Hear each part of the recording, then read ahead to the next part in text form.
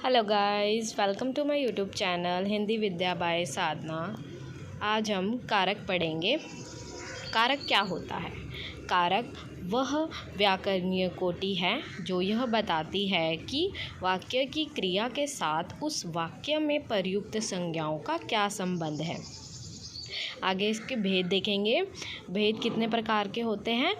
8 प्रकार के भेद होते हैं। कर्ता कारक, कर्म कारक, करण कारक, संप्रदान कारक, अप्रदान कारक, अधिकरण कारक, संबंध कारक, संबोधन कारक। आगे इसका एक्सप्लेनेशन देखेंगे कि कर्ता कारक क्या होता है। कर्ता कारक वाक्य में संज्ञा या सर्वनाम के जिस रूप से यह पता चले कि वह क्रिया को पूरा करने का कार्य कर रहा है, तो वह संज्ञा कर्ता कारक पर होती है। अब वाक्य है, चाहे वो सर्वनाम हो चाहे वो संज्ञा हो, सर्वनाम या संज्ञा के जिस रूप से यह पता चले कि क्रिया को पूरा करने का कार्य कर रहा है, तो वह क्या होता है? कर्ता कारक होता है। अब नीचे देखेंगे कि इसको हम पहचानते कैसे हैं। उदाहरण देखेंगे। बच्चा घर गया, बच्चा घर गया है। बच्चे ने फिल्म देख ली, बच्चे ने फिल्म देख ली। अब यहाँ पे कर्ता कारक क्या बन रहा है? बच्चे ने फिल्म देख ली।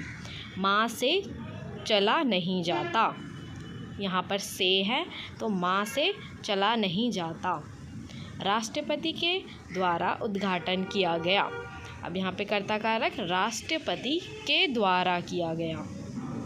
आगे चलेंगे। कर्म कारक देखेंगे।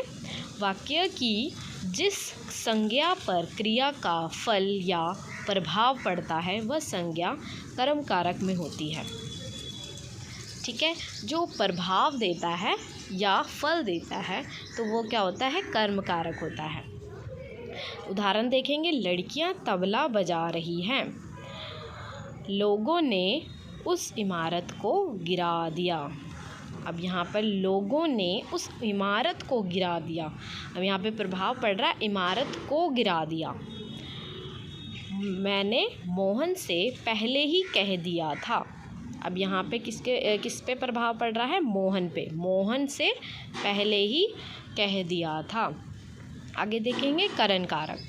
करण कारक का अर्थ क्या होता है? बेसिकली एक इंस्ट्रूमेंट यानी कि एक साधन होता है, अर्थात वाक्य की क्रिया को पूरा करने में जो संज्ञा साधन का कार्य करती है वह क्या होती है? करण कारक। मतलब कोई भी संज्ञा हो, वहाँ पर एक साधन का अगर कार्य कर रही है तो वह क्या है? करण कारक है। उदाहरण को देखेंगे। बच्चे ने बोतल से दूध पिया। अब यहाँ पे साधन क्या बन रहा है? बोतल से दूध पिया। मैंने पेंसिल से चित्र बनाया। पेंसिल से चित्र बनाया। ठीक है, साधन है यहाँ पर पेंसिल। आगे देखेंगे। संप्रदान कारक। वाक्य की क्रिया जिस संज्ञा के लिए घटित होती है वह संज्ञा संप्रदान कारक में कही जाती है। उदाहरण देखेंगे। माँ ने बच्चों के लिए मिठाई बनाई। अब माँ ने बच्चों के लिए मिठाई बनाई, मतलब वहाँ पे क्या हो रहा है? संज्ञा के लिए कोई घटित हो रही है, चीज़ घटित हो रही है। माँ ने बच्चों के लिए मिठाई बनाई, किसी के लिए बनाई है, तो वहाँ पर क्या चिन्ह आ रहा है? किसी के लिए बनाई है। उसने भिखारियों को कंबल बांटे। अब यहाँ पर क्या है? भिखारियों को कंबल बांटे। आगे देखेंगे। अप्रदान कारक। वाक्य की क्रिया के द्वारा जब किसी एक संज्ञा से दूसरी संज्ञा के अलग होने का भाव प्रकट होता है तो वह संज्ञा अप्रदान कारक में कही जाती है। जब जो क्रिया है, क्रिया के द्वारा किसी संज्ञा से दूसरी संज्ञा को अलग करने का जो भाव होता है वो प्रकट होता है। जैसे एक संज्ञा है दूसरी संज्ञा को क्या कर रही है? अलग कर रही है, तो वो क्या है? अप्रदान कारक है। जैसे उदाहरण देखेंगे कि पेड़ से पत्ते गिर रहे हैं। अब यहाँ पे क्या है कि पेड़ अलग हो गया है, संज्ञा वो अलग है, और वहाँ से पत्ते गिर रहे हैं वो अलग है। तो पेड़ से पत्ते गिर रहे हैं। वह ट्रेन से नीचे उतर गई। अब यहाँ पे क्या है? ट्रेन से नीचे उतर गई, अलग हो गया यहाँ पर संज्ञा। आगे देखेंगे। अधिकरण कारक। अधिकरण कारक क्या होता है? बेसिकली इसको हम पहचानते कैसे हैं? में, पे, पर, ऊपर, उसके ऊपर, नीचे, के बाद, ऐसे आदि पहचानते हैं हम। क्रिया के जिस स्थान या समय पर घटित होती है, क्रिया के जिस स्थान या समय पर घटित होती है, उस स्थान या समय के लिए जो संज्ञा आधार बनती है वो अधिकरण कारक है। तो उसको हम क्या कहेंगे? अधिकरण कारक कहते हैं। उदाहरण देखेंगे कि बच्चे छत पर खेल रहे हैं। अब यहाँ पर चिन्ह को हम कैसे देखेंगे कि बच्चे जो हैं वह छत पर खेल रहे हैं। तो यहाँ पर समय दिया है, स्थान दिया है, तो वो क्या है कि वो चीज़ जो है वो घट रही है, यानी कि बच्चे छत पर खेल रहे हैं। हम गर्मियों में शिमला जाएंगे। हम गर्मियों में शिमला जाएंगे। गर्मी जब आएगी वो मतलब एक समय आएगा, तो हम उस समय पर एक स्थान पर जाएंगे, यानी कि शिमला जाएंगे।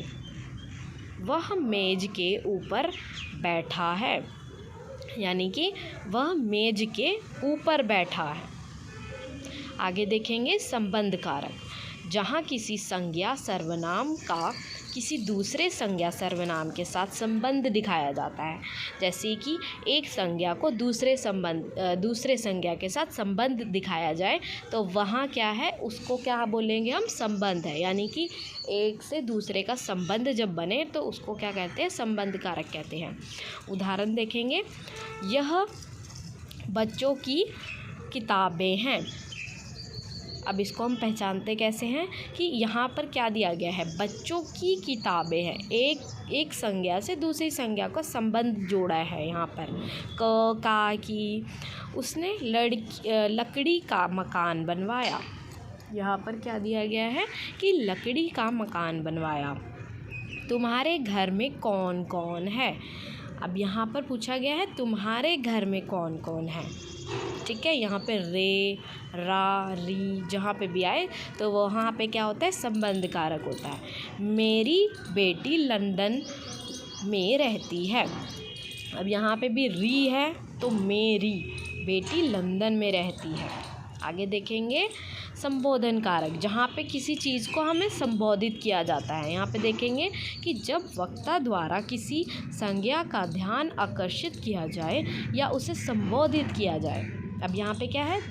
ध्यान आकर्षित किया जाए या उसको संबोधित किया जाए, तो वह संज्ञा संबोधन कारक में होती है। ठीक है, उदाहरण को देख के पता लगा सकते हैं कि हे राम, यह लड़का कब सुधरेगा। हे राम यहाँ पर क्या हो रहा है? संबोधित किया जा रहा है या ध्यान को अपनी तरफ आकर्षित किया जा रहा है। दूसरा देखेंगे, अरे भाई इधर मत बैठो। अरे, यहाँ पे अरे क्या है? संबोधित किया जा रहा है।